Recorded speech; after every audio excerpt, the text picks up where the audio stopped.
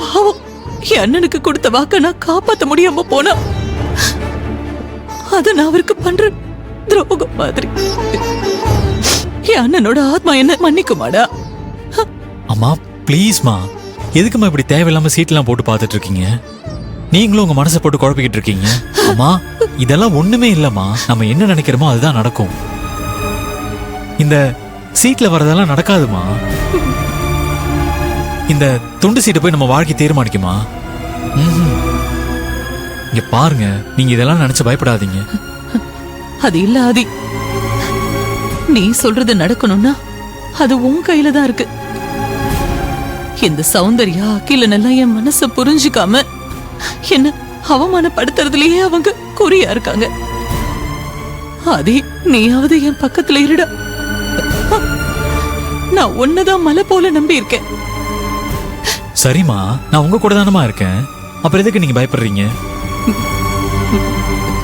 என்னன்னே தெரியல, இவங்க எல்லாரும் சேர்ந்து உன்னை என்கிட்ட இருந்து பிரிச்சிருவாங்களோன்னு எனக்கு பயமா இருக்காது.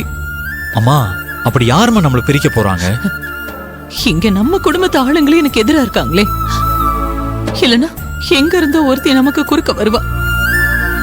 எனக்கு அது என்ன எப்படின்னு சரியா சொல்ல தெரியல ஆதி. உன் அண்ணன் அவன் இஷ்டத்துக்கு கல்யாணம் பண்ணிக்கிட்டான்.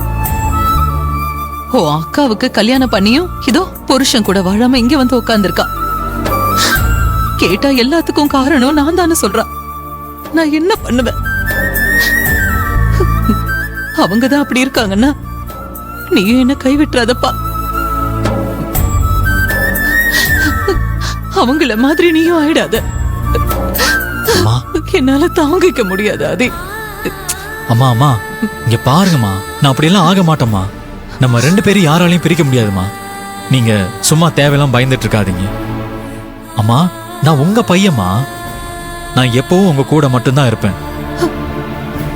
நாம நினைக்கிறது கண்டிப்பா நடக்கும். அதை யாராலையும் மாத்த முடியாது. நீங்க தைரியமா இருங்கம்மா. எனக்கு அந்த நம்பிக்கை இருக்கு, எனக்கு நம்பிக்கை இருக்கு.